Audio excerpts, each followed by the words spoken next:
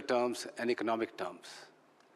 But what the world has sat up and noticed and has been awestruck is the digital revolution in this country. I have been a long traveler on this journey.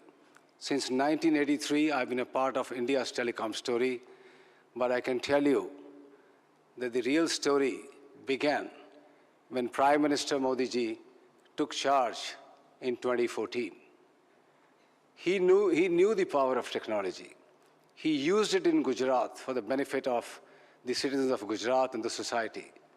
He realized that if India has to achieve its place on the top table of the world, technology needs to be put to use. And one of the main pillars of his vision was Digital India. That fired up all the entrepreneurs who are connected with telecom and digital services. That ushered in the 4G revolution in this country within 2 years of his assumption of office. That brought in smartphones in the hands of not just rich urban Indians, but in the poorer Indians in the most rural and hinterlands of India. That, as our minister rightly said, ushered in a revolution of digital broadband connectivity that connected them to wonderful services that both private sector and indeed the government and public sector had to offer. That spawned a number of startups in this country, turning many of them into unicorns and bringing in billions of dollars from the world.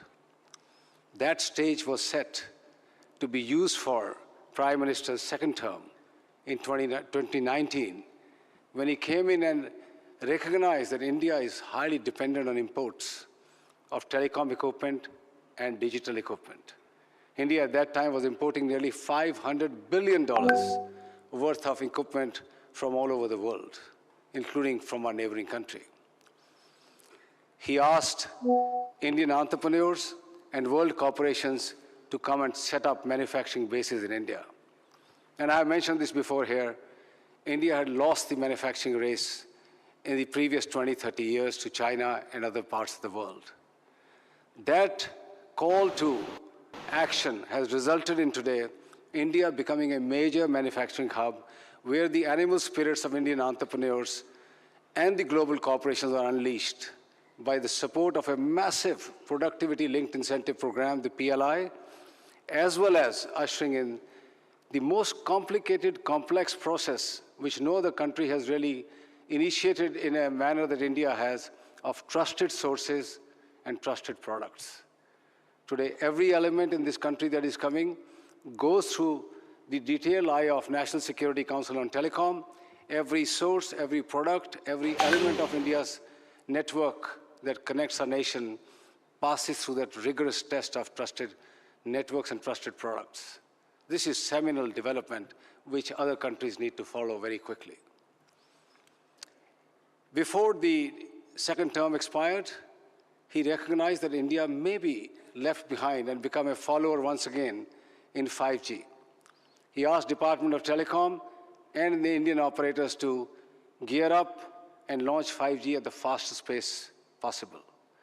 And I'm glad to report, and I'm sure most of you in this room are connected to a 5G network, India not only launched the fastest 5G networks in the country, not just in urban areas, but including all the villages and rural areas, and more network rollouts are happening as we speak every day, every month. And within a matter of next 12 to 18 months, again, each and every part of the country will be connected through a very powerful 5G network. That was, to my mind, the seminal contribution of the second term of Honorable Prime Minister Modi. But as we know, he never rests on his laurels. You achieve something, he will give you a bigger task to do. India has now dialed up its ambitions to be a semiconductor destination as well. A number of initiatives by the government of India have been taken to now start the process of manufacturing semiconductors in this country. Alliances globally are being built. India and US have recently signed a critical technology partnership. India has gone ahead and signed partnerships with France, with the UK, with Japan, and many other leading countries, including Taiwan, to come and set up shops here in semiconductor.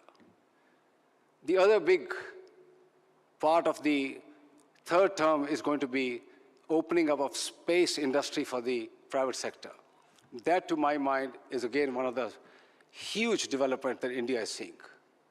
Friends who are here from the world, from mobile industry, recognize that it's almost impossible for terrestrial services to cover every square inch of any country, or our oceans, or our skies. In the past, just like 2G, we had the VSATs, which were connecting on a very slow 2G type of dial-up speeds some of the critical areas. With the launch of LEO networks, the low Earth orbit networks, now we have the possibility of connecting 4G speeds and massive capacities in the hands of those who have been left behind. India has 95% of population covered, but they live in 75% of the places. There are 5% of people who are in those remote areas, in mountains, in forests, in deep remote rural areas, where USO is trying to catch up and provide the services. And I want to assure the Prime Minister that with the launch of SATCOM services in this country, anybody, anywhere in the country, however remote or in difficult conditions they may be, will be able to connect on a fast-speed network to the internet using voice, data, videos, whatever is required, as is done on a 4G, 5G network. Doreen is here. ITU assigns the spectrum and orbital slots globally, and that job will keep on happening. However, there is now a debate going on across the world, and that is where I would like to draw the attention of the Honorable Prime Minister, that intertemporal choices will have to be made as to how satellite, which is moving fast in technologies, need to coexist with terrestrial networks. My message is very simple. Telecom companies around the globe have done a seminal work in connecting the world. They will take the satellite services into the remotest parts of their nations through the USO program and directly through themselves. And those satellite companies who have ambitions to come into urban areas serving elite retail customers just need to take the telecom licenses like everybody else, be bound with the same conditions. They need to buy the spectrum as the telecom companies buy. They need to pay the license fee as the telecom companies do, and also secure the networks like telecom companies do. This is a simple solution which can be done on a global scale, and India can again show the way in this particular regard. Finally, Honorable Prime Minister, I'd like to assure you that Airtel has been at the forefront of India's telecom revolution. It has stood the test of time. It has seen the journey right from the 2G and dial-up modems to where we are in India today, creating a digital revolution that the world is seeing. And Bharti Airtel will be a very responsible company. While building these fanciful networks, it'll be responsible towards its customers, it'll be responsible towards its stakeholders, and I'm glad that Airtel took the initiative of launching India's first anti-spam network, blocking in billions of calls coming from scamsters, billions of messages coming from fraudsters to secure the lives of our customers. We are now working with the industry to ensure, and with the Department of Telecom, that our people, when they're using these networks and enjoying all those services, are safe and secure. Honorable Prime Minister, Bharti Airtel will play its role in your vision of building a very powerful India. Thank you very much.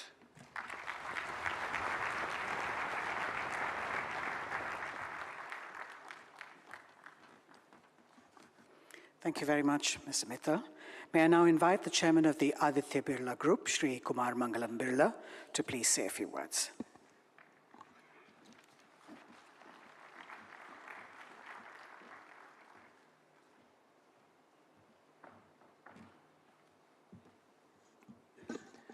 Honorable Prime Minister Shri Narendra Modi ji, Honorable Minister of Communication Shri Jyotiraditya Scindia, Honorable Minister of State for Communication Dr. Chandrasekhar, Chairman DCC and Secretary DOT Dr. Neeraj Mittal, my colleagues from the industry, ladies and gentlemen.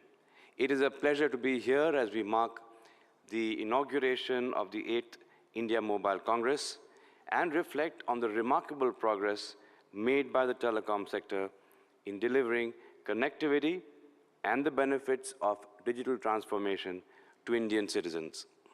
At the heart of this progress, as we know, lies the steadfast progress support of our government has consistently recognized the importance of digital connectivity and has introduced several reforms over the years to drive us towards an even more connected, empowered, and inclusive digital nation.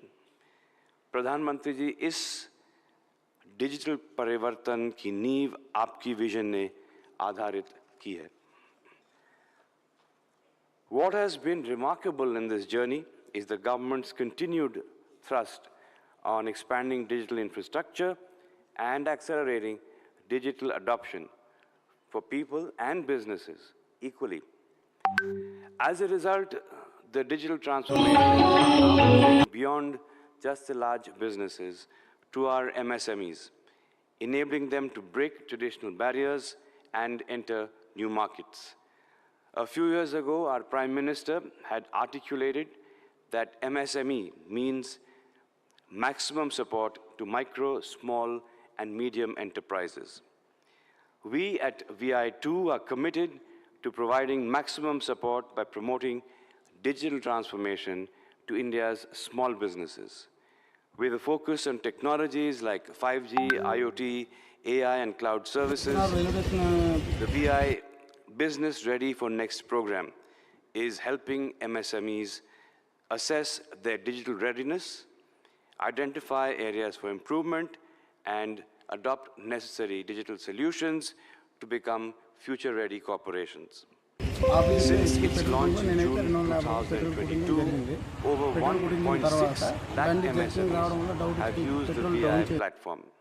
And through the power of our telecom platforms, I believe that we can create a thriving digital ecosystem that empowers our MSMEs to drive India's economic growth. Robust connectivity is also transforming how we live and how we work, as demonstrated by solutions showcased by VI at IMC this year. High-speed networks are making telemedicine possible, for example, in remote locations, allowing medical professionals to diagnose and treat patients virtually and bridging the gap between urban and rural healthcare. Just last year, India achieved the remarkable feat of 10 crore teleconsultations, and I believe that this is a matter of great pride. Real-time high-speed connectivity will also enable safety and improved efficiencies in critical industries for sectors like mining, construction, and industrial automation. Unimaginable some years ago, it is remarkable how far we have come in connecting people, machines, and devices with such efficiency. Today, we are building a future where virtual and augmented reality immersive experiences will become increasingly integrated into our daily lives.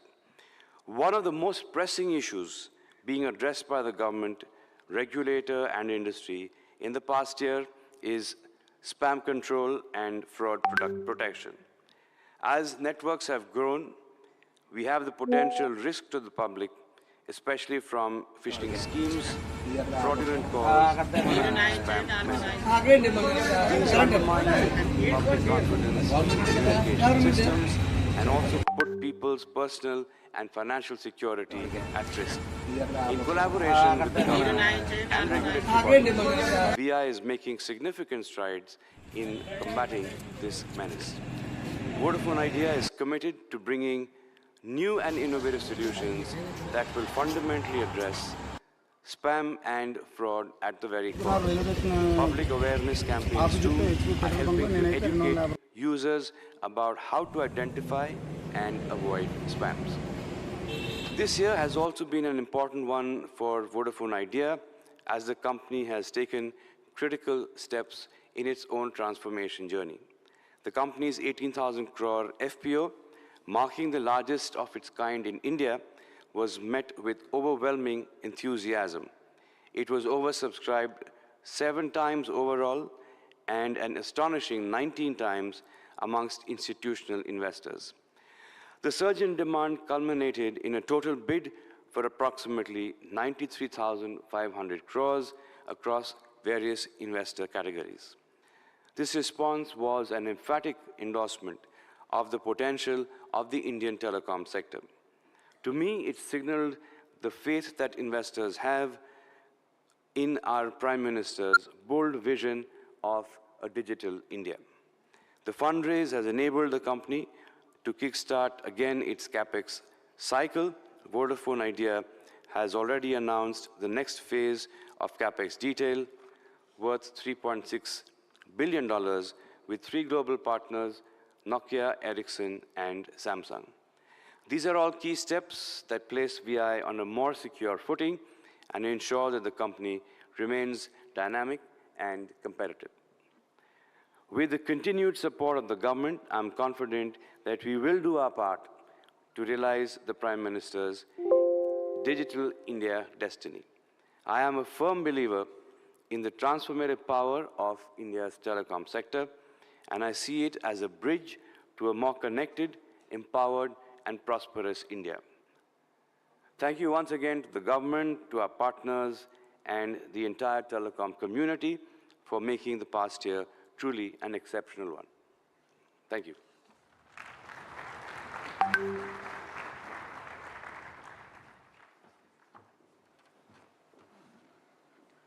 Thank you very much, Mr. Birla. May I now invite the Secretary General ITU, Ms. Doreen Bogdan-Martin, to please address the WTSA 2024.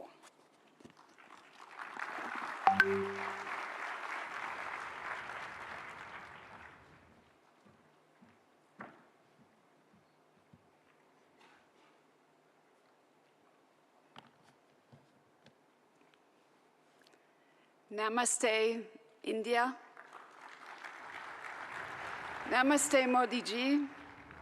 Namaste, Minister Scindia, Minister Chandrasekhar, Minister Mittal, Chairman Abani, Chairman Mittal, Chairman Birla, Excellencies, ladies and gentlemen, it's a great honor to stand with you here today, with you, Honorable Prime Minister, to open the 2024 World Telecommunication Standardization Assembly and India Mobile Congress in a joint ceremony.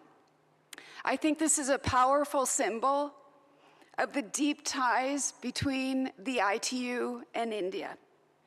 Ties that were at the heart of our meaningful conversation last year when I had the great pleasure to inaugurate, together with the Honorable Prime Minister, the ITU Area Office and Innovation Center. Since then, it's been an incredible year for digital. As digital innovation in AI and other emerging technologies continues unabated, world leaders came together just a few weeks ago in New York and adopted the Pact of the Future and its Global Digital Compact. They sent a powerful message to the world that our future is digital and we can and we must write it together.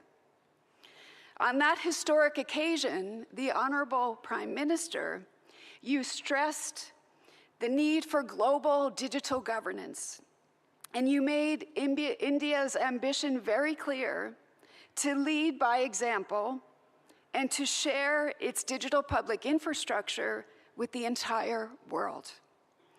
DPI was a big priority during India's G20 presidency, where ITU had the pleasure to be a knowledge partner.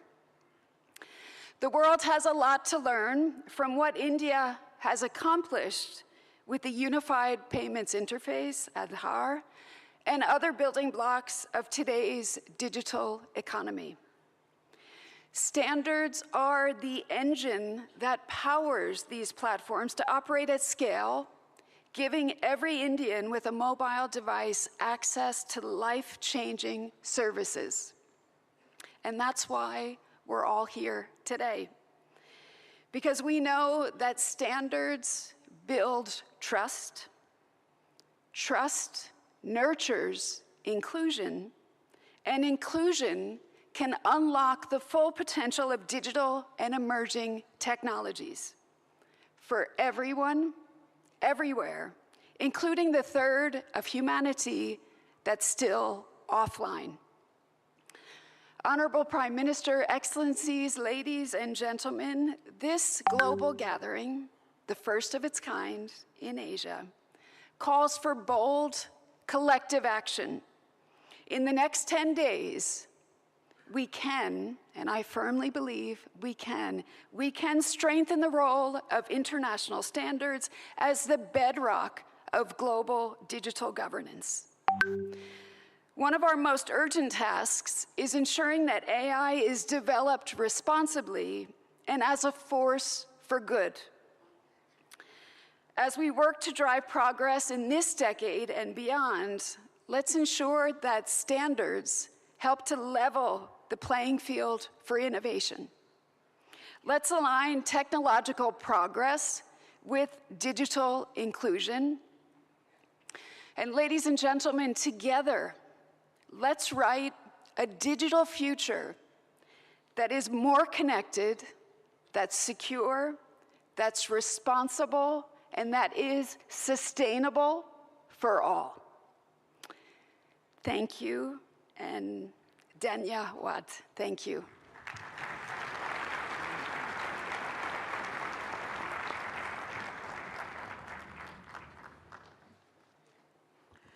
Thank you, Ms. Bogdan Martin. May I now request the Honourable Prime Minister of India to please launch the World Telecommunication Standardization Assembly 2024 by unveiling a digital plaque.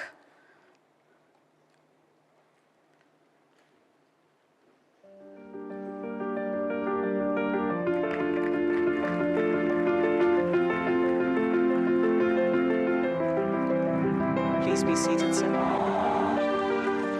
From the land where the ethos of Atithi Devo Bhava, the guest is God, guides our spirit of global unity.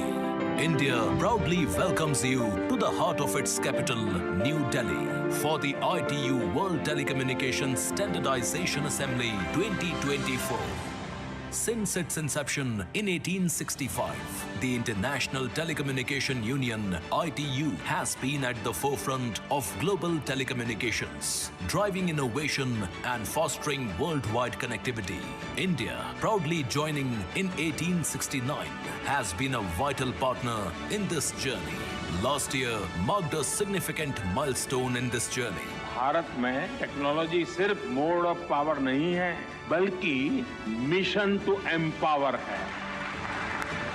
With the ITU area office opening in New Delhi, as a specialized agency of the United Nations, ITU continues to be a driving force in the digital era, bringing together 194 member countries and over 900 sectors and academia members. Every 4 years, the World Telecommunication Standardization Assembly, WTSA, sets global telecom standards and shapes the future of telecommunications worldwide. And for the first time in the history of Asia-Pacific region, this prestigious assembly comes to India as the future of telecommunications is here. The telecom journey towards Viksit Bharat has seen a dramatic transformation driven by the government of India. With over 1.2 billion subscribers and 900 million internet users, the country now has the world's second largest telecom network. BharatNet initiative has ensured nationwide digital inclusion. India's 5G rollout is among the fastest globally, with more than 100 5G labs enabling innovations in sectors like healthcare, digital payments, agriculture, and education. Median mobile download speeds skyrocketed, while prices dropped. As the third largest startup ecosystem,